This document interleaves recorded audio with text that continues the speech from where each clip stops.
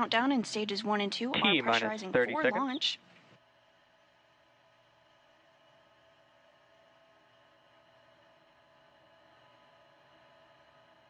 Everything looking good ahead of liftoff.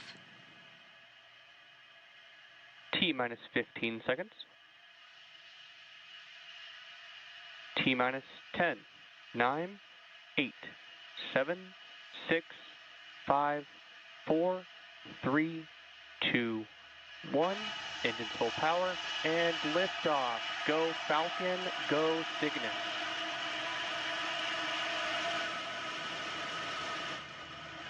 And liftoff. Falcon 9 and Cygnus take flight. M1D chamber pressure nominal. The SS William McCool is en route to the International Space Station. Vehicle pitching downrange as all 9 Merlin engines have lit.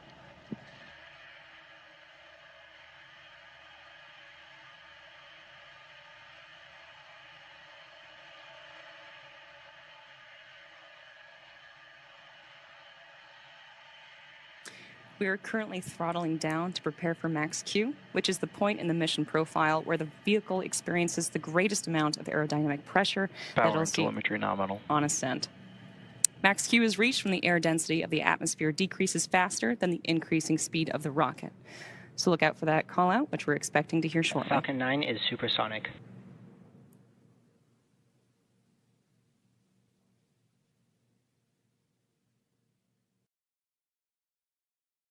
Max Q. And there's that call out for Max Q. Now, coming up next are several events that are going to happen in rapid succession. First is main engine cutoff, stage separation, stage 1 flip, second engine start, boost back burn start, and then fairing separation. Main engine cutoff, or MECO, is where all 9 M1D engines on the Falcon 9 first stage are shut down. This is followed by separation of the first and second stages. Stage 1 flip is when the booster uses its nitrogen gas thrusters to flip the booster around.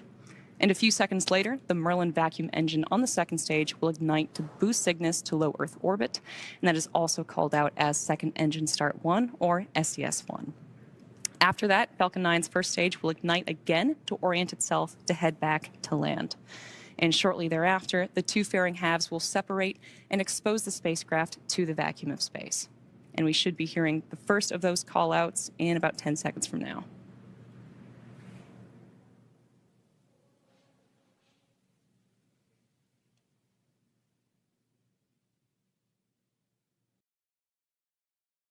Stage separation confirmed.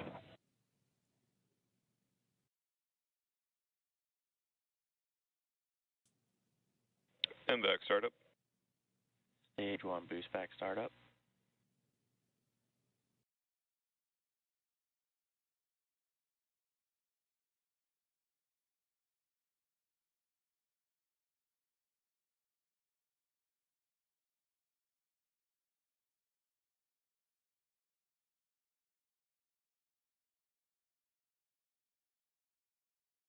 Fairing separation confirmed. And there we heard the call-outs for all of those events, which again were MECO, stage separation, stage 1 flip, SES-1, boost back burn start, and fairing separation. And coming up shortly, we should hear a call-out for completion of the boost back burn on the Falcon 9 first stage. This burn, which will last in total about 50 seconds, is the first of 3 burns that the booster needs to go through in order to make its way back to landing zone 2. At Cape Canaveral Space Force Station. So there was the successful boost back burn on the Falcon 9 first stage.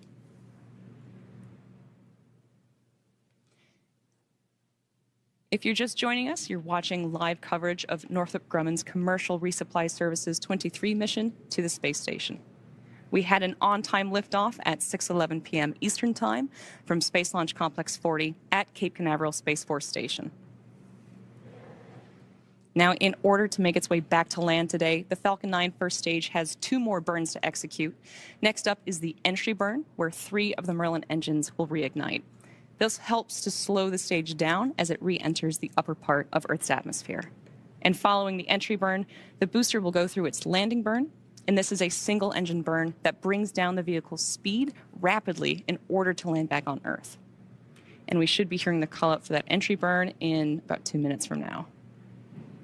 During the entry burn, Falcon 9 is decelerating by firing its Merlin engines, but the vehicle is still moving really fast. And this causes it to fly through Merlin's exhaust gases, which are also known as the rocket's plume, which deposits a layer of soot on the vehicle surface. And that's why our flight-proven vehicles look the way that they do.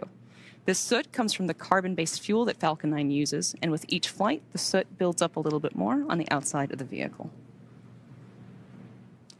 We are still more than a minute away from the beginning of the entry burn. As you can see from the telemetry on the bottom of your screen, the second stage is still picking up speed and is carrying Cygnus to orbit. On the right side of the screen, you can see that engine burn, and on the left side, you can see the first stage decelerating and making its way back to Earth.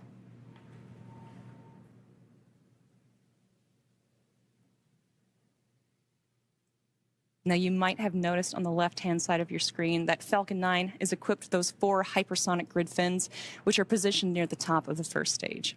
Stage 1 is using nothing but those grid fins for steering as it returns to Earth. They orient the rocket during re-entry and guide it during its descent back down to Earth.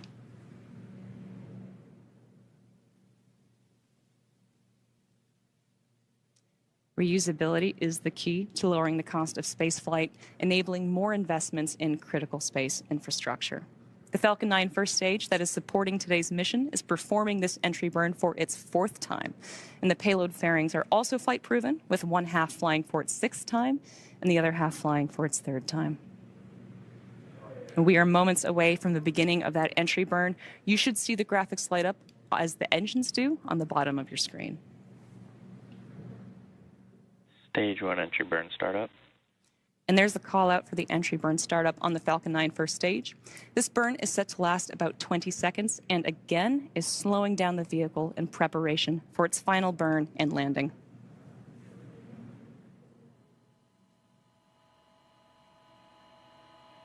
These are incredible clear views that we have today. And we also just heard the call out for the entry burn shutdown, which is the completion of the Falcon 9 first stage entry burn. Coming up next will be the first stage landing burn, which is going to start a little over a minute from now.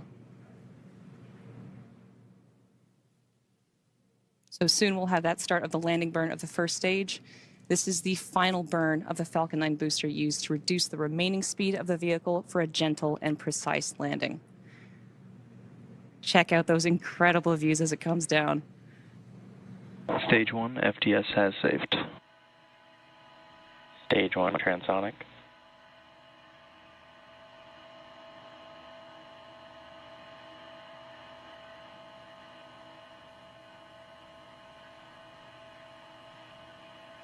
Stage 1 landing burn. You just heard the call out for the landing burn start on the Falcon 9 first stage. Again, this is the final burn that this booster will see before landing.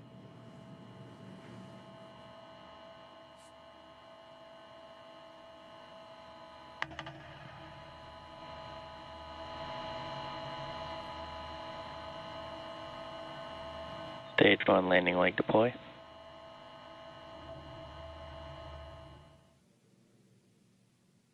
Stage 1 landing confirmed.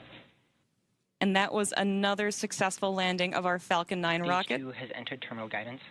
This is the 4th launch and landing for this first stage. Stage 2 FTS has saved. Coming up at around the 8.5-minute mark, we should hear a call out for second engine cutoff 1 or SECA 1, which is when the MVAC engine on the second stage shuts down. That'll conclude the roughly 6-minute burn by this engine needed to get Cygnus into the proper orbit for eventually intercepting the International Space Station.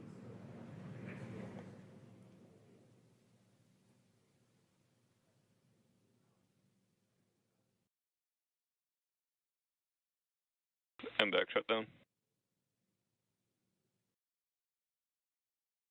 And there's that call out for the second stage. We are now waiting for confirmation of good orbit.